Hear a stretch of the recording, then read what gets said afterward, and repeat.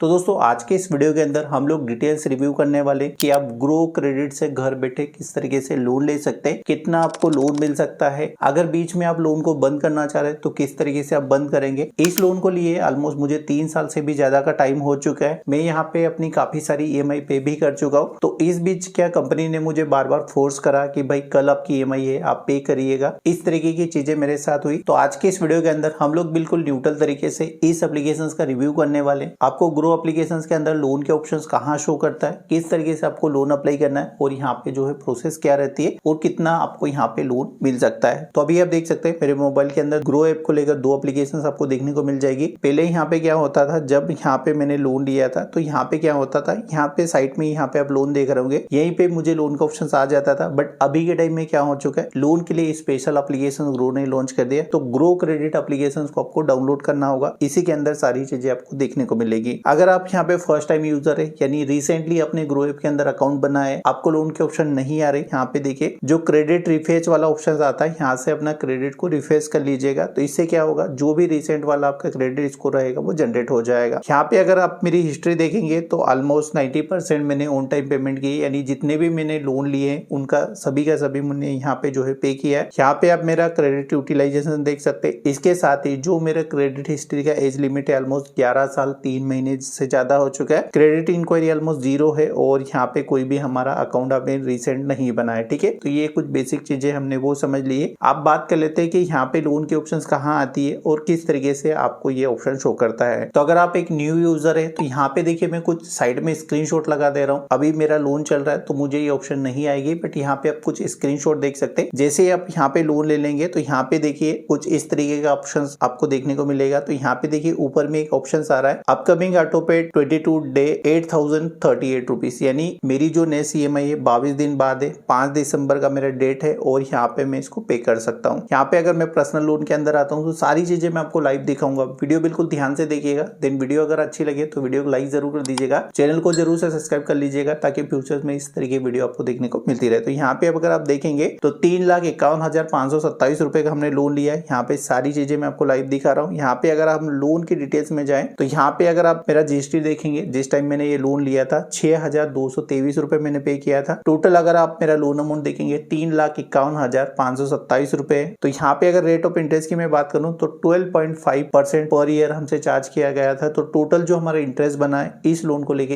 1,24,496 रुपए बना है। हमने यहाँ पे जो लोन लिया था 3,51,527 रुपए का, इसका हमको रीपे करना होगा 5 साल के अंदर 4,82,246 रुपए। यहाँ पे जो मेरी ईएमआई जाती है कोटक महिंद्रा बैंक से जाती है, 60 ईएमआई है मेरी। यहाँ पे स्टार्टिंग आप देखेंगे तो 5 जनवरी 2022 को हमने लोन लिया था और ये जो लोन क्लोज होगा वो 5 मई 2027 को यहाँ पे क्लोज हो जाएगा। अभी जो नए यूजर रहते हैं, नया लोन लेते हैं, तो उनको 2 चीजों में यहाँ पे मेजरली प्रॉब्लम आती है। फर्स्ट, उनके पास टाइम से पेमेंट नहीं रहता तो वो एक्स्ट्रा में ईएमआई पे करना चाह रहे हैं तो उसको किस तरीके से करना है, और बीच में अगर वो लोन को क्लोज करना चाह रहे हैं तो उसको किस तरीके से करना है। पहले मैं आपको कुछ चीजें बता रहा हूँ, उसको थोड़ा सा ध्यान से सुन लीजिएगा, उसके बाद ही आपको एडवांस में पेमेंट करनी है। अगर आप एक्स्ट्रा ईएमआई का पेमेंट करना चाह रहे हैं, यानी यहाँ पे इमीडिएट इनका ना लगे उसके पहले पेमेंट करना चाह रहे हैं, तो इनका जो ईएमआई का डेट रहता है ऑलमोस्ट 5 तारीख आपको देखने को मिल जाएगा। तो आपको क्या करना है, एक्स्ट्रा अगर आप ईएमआई पेमेंट करना चाह रहे हैं तो आपको यहाँ पे क्या करना है, पे अर्ली के ऊपर क्लिक करना है और यहाँ पे 1 तारीख को आपको पे कर देना है। अगर सेम डेट में आप करेंगे तो यहाँ पे जो है पेमेंट अपडेट नहीं होगा और इससे क्या होगा, बैंक ईसीएस लगाएगा आपके बैंक अकाउंट के अंदर, वहां से भी पेनल्टी आपको लगेगा। अगर अकाउंट में ज्यादा पैसे रहे तो 2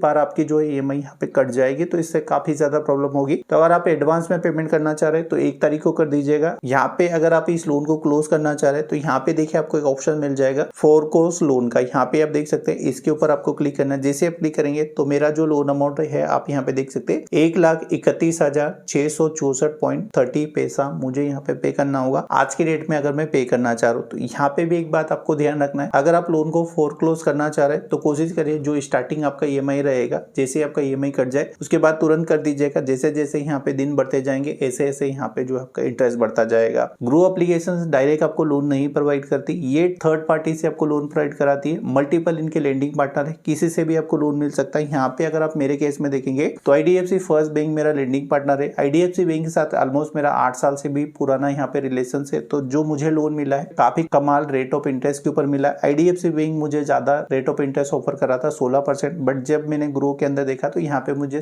12.5% के अराउंड मिला, तो इसलिए मैंने यहाँ से लोन लिया। ठीक है, हो सकता है आपकी प्रोफाइल में कुछ डिफरेंट हो। सबसे पहले आपको क्या करना है, अगर लोन के ऑप्शन नहीं आ रहे तो सबसे पहले अपना सिविल स्कोर बनाइएगा। जैसे आप किसी से भी बना सकते हैं, आप कोई एफडी बैंक क्रेडिट कार्ड ले सकते हैं, इसके साथ ही आप कोई कंज्यूमर ड्यूरेबल लोन ले सकते हैं। अगर आप कोई कंज्यूमर ड्यूरेबल लोन लेना चाह रहे हैं तो मैं आपको प्रेफर करूंगा आप IDFC फर्स्ट बैंक से कंज्यूमर ड्यूरेबल लोन लीजिएगा, टाइमली उसकी रिपेमेंट करिएगा, आपकी जो लास्ट EMI बचेगी। अगर यहाँ पे आप प्रोफाइल फेच कर लेते तो आपको लोन के ऑप्शन यहीं से आ जाएगी। और यहाँ से लोन लेने की सबसे अच्छी बात है, इस लोन को आप कभी भी बंद कर सकते हैं, आपको कोई भी चार्जेस नहीं देने होते। और यहाँ पे बिना किसी डॉक्यूमेंट के सिर्फ KYC बेस, आधार कार्ड, पैन कार्ड, कुछ बेसिक डिटेल डालनी और आपको लोन आ जाता है। और जो लोन का पैसा रहता है वो सेम डे के अंदर आपके बैंक अकाउंट के अंदर ट्रांसफर कर दिया जाता है। तो दोस्तों, अगर मैं यहाँ पे हरेसमेंट को लेके बात करूं तो ऑलमोस्ट मुझे 3 साल से भी ज्यादा का टाइम हो चुका है। अभी तक मेरे पास IDFC बैंक से कोई भी कॉल नहीं आया, ना ग्रो की तरफ से आया, क्योंकि जो भी मेरी EMI रहती है ऑलमोस्ट मैं टाइम टू टाइम पे करता हूँ। तो अगर आप भी लोन लेना चाहते हैं, फ्यूचर में बड़ा लोन लेना चाहते हैं, तो मैं आपको भी रिकमेंड करूंगा जिस बैंक से भी या जिस NBFC से भी आप लोन लेते हैं, कोशिश करिएगा टाइम से उसकी EMI पे करें, तो आपको भी फ्यूचर में कुछ इस तरीके की प्रॉब्लम नहीं होगी और आपको बड़े लोन अमाउंट इजीली मिल जाएंगे और कोई भी बैंक या NBFC आपको कभी भी हरेसमेंट नहीं करेगी। तो अगर मैं इस वीडियो को अगर सिंगल वर्ड के अंदर आपको बताने की कोशिश करूं तो जब भी आप लोन ले टाइम से उसकी रीपेमेंट्स करिएगा, सारी चीजें इजीली हो जाएगी, कोई भी आपको परेशान नहीं करेगा, आपको लोन ज्यादा मिलेंगे, कम रेट ऑफ इंटरेस्ट के ऊपर मिलेंगे। स्टार्टिंग में हो सकता है इतना बड़ा लोन अमाउंट आपको नहीं मिले, बट जैसे जैसे आप यहाँ पे चीजें करते जाएंगे आपके लिए भी ये ऑफर इनेबल होते जाएंगे। मैं रिसेंटली आपको एक वीडियो डालूंगा, आपको भी काफी जानकर अच्छा लगेगा। हमारी प्रोफाइल के लिए यहाँ पे 10,000 रुपए का लोन ऑफर था, बट हमने जैसे प्रोसेस में डाला ऑलमोस्ट जो लोन अमाउंट था वो बढ़ के 4 लाख रुपए के भी ऊपर चला गया। तो दोस्तों, मुझे लगता है सारी चीजें आपको अच्छे समझ आ गई। देन यहाँ तक आपने वीडियो को देख लिया तो मेक श्योर करिएगा इस वीडियो को लाइक जरूर करें, हमारे चैनल को भी सब्सक्राइब कर ले ताकि फ्यूचर में ऐसी वीडियो आपको देखने को मिलती रहे। तो चलिए दोस्तों, मिलते हैं किसी नए वीडियो में नई जानकारी के साथ। चलिए, धन्यवाद।